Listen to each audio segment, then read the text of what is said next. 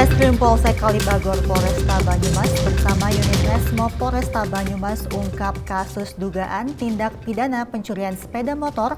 Petugas berhasil meringkus 2 orang pria.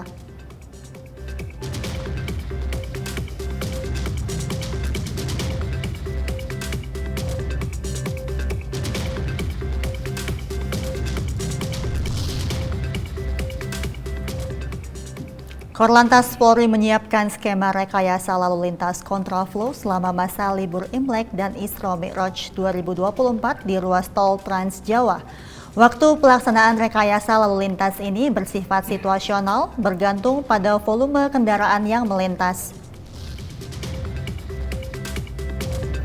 Kepolisian Negara Republik Indonesia melaksanakan apel gelar pasukan dalam rangka pengamanan pemilu serta Hari Keamanan Ketertiban Masyarakat 2024.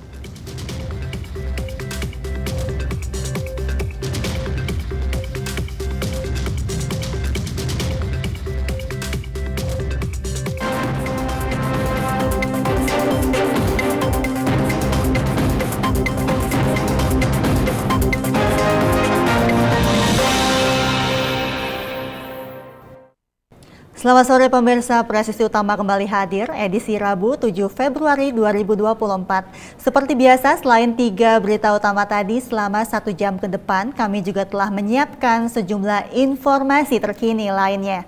Bersama saya Mentari Detanzil, inilah Presisi Utama selengkapnya.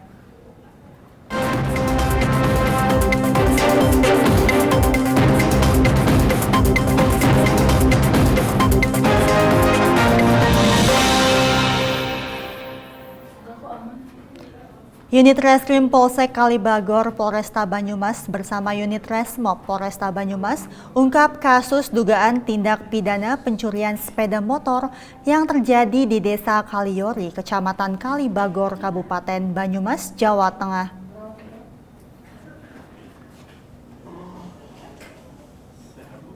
Usai menindaklanjuti laporan dari warga, petugas berhasil meringkus 2 orang pria pelaku curanmor berinisial GRP 30 tahun dan GDI 33 tahun. Keduanya merupakan warga Desa Papringan, Kabupaten Banyumas. Selanjutnya, kedua pelaku bersama dengan barang bukti berupa 1 unit sepeda motor diserahkan ke unit Reskrim Polsek Kalibagor untuk proses sidik lebih lanjut. Dari hasil pengembangan, Kapolsek menerangkan bahwa kedua pelaku mengakui sebelumnya mereka telah melakukan pencurian sepeda motor di 7 TKP, di antaranya ada di wilayah Sokaraja, Rawalo, Kalibagor, Kemranjen, Karanglewas, Somagede, dan Banyumas.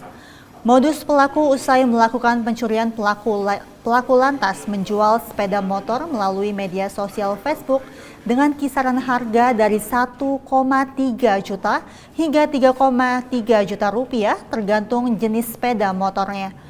Atas perbuatannya, pelaku dikenakan pasal tindak pidana pencurian dengan pemberatan sebagaimana dimaksud dalam pasal 363 KUHP dengan ancaman 5 tahun penjara.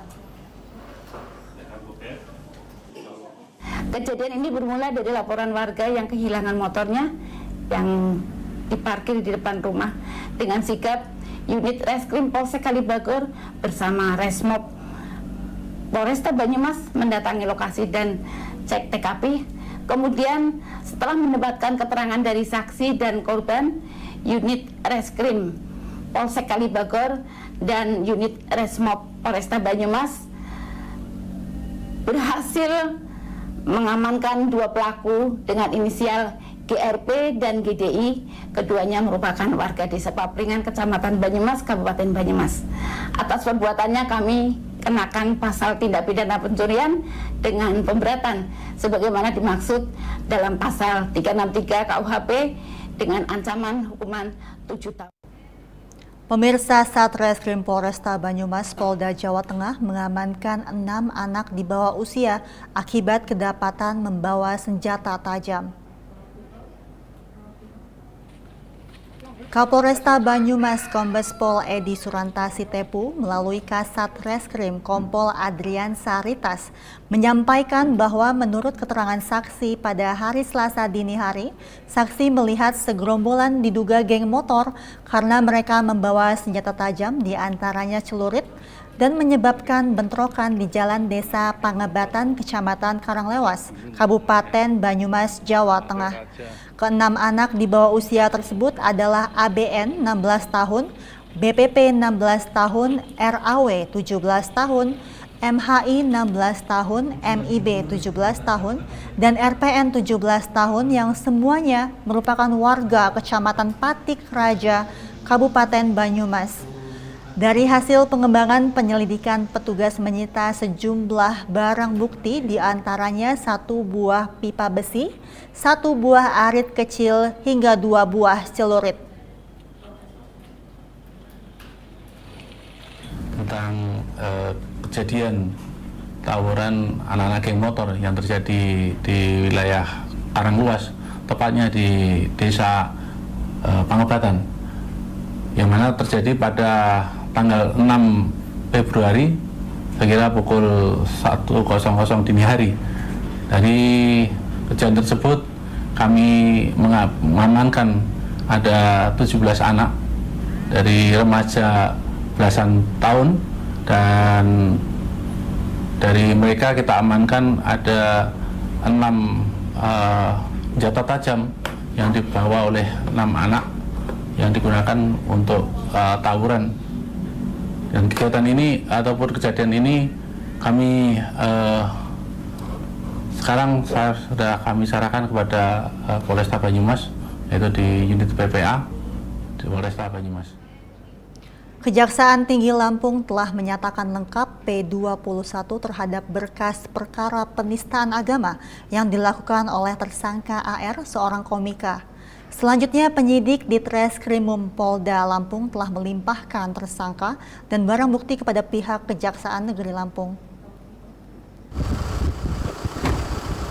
Penyidik Direktorat Reserse Kriminal Umum atau Ditreskrimum Kepolisian Daerah Polda Lampung melakukan pelimpahan tahap 2 atau pelimpahan tersangka dan berkas perkara kasus dugaan penistaan agama dengan tersangka komika Aulia Rahman alias AR. Wadir Reskrimum AKBP Hamid menyampaikan, selanjutnya penyidik telah melimpahkan tersangka dan barang bukti kepada pihak Kejaksaan Negeri Lampung. Pelimpahan berkas sendiri telah diterima langsung oleh JPU Yani Mayasari, Kasitipul Kejati Lampung di kantor Kejaksaan Negeri Bandar Lampung. Kabid Humas Polda Lampung Kombes Pol Umi Fadila Astutik mengatakan kasus ini terungkap setelah tersangka komika AR dilaporkan oleh 2 orang, yakni Febrio Niko Sandra dan Hafiz Kafi Sanjaya pada tanggal 9 Desember tahun 2023 lalu. AR dilaporkan terkait dugaan penistaan agama dalam materi stand-up komedinya yang disampaikan pada acara Desak Anis di Cafe Bento, Kecamatan Sukarame, Bandar Lampung pada Desember silam. AR ditetapkan sebagai tersangka dan ditahan serta dijerat dengan pasal tentang penodaan agama dan pasal tentang ujaran kebencian terhadap suatu golongan dengan ancaman hukuman 5 tahun penjara.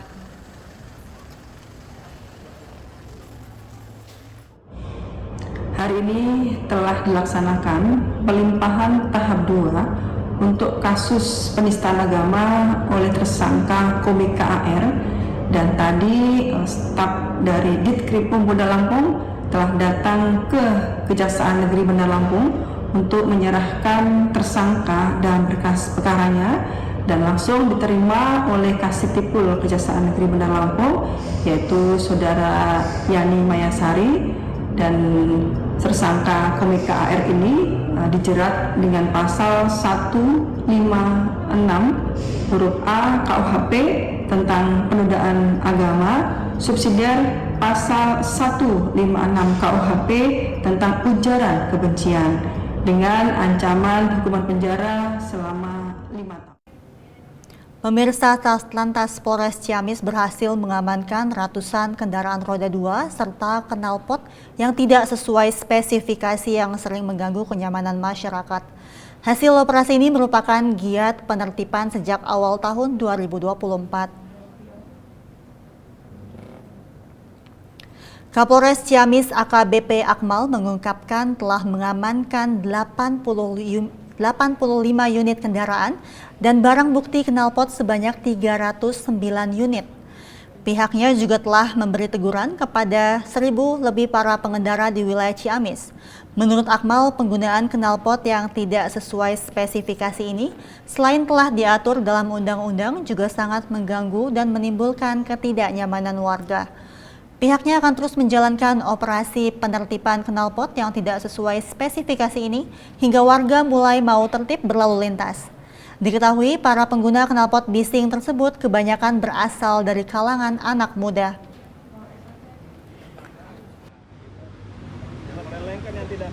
Di sini ada kurang lebih 70 kendaraan yang diamankan.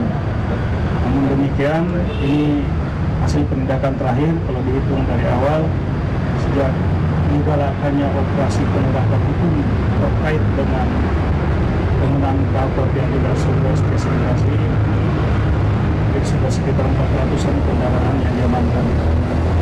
Ya, tentunya ini menjadi bentuk bagaimana kami berkomitmen kepada masyarakat bahwa penggunaan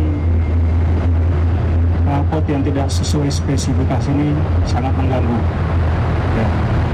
Dan juga tentunya di berbagai daerah viral ya, penggunaan knalpot yang tidak sesuai spesifikasi digunakan untuk sarana kegiatan-kegiatan masyarakat yang akhirnya mengganggu dan menyebabkan ketidaktertiban sosial. Artinya ada komplain, bahkan ada peristiwa-peristiwa yang terjadi karena penggunaan knalpot yang tidak sesuai dengan spesifikasi. Tetaplah bersama kami pemirsa, Presisi Utama akan segera kembali.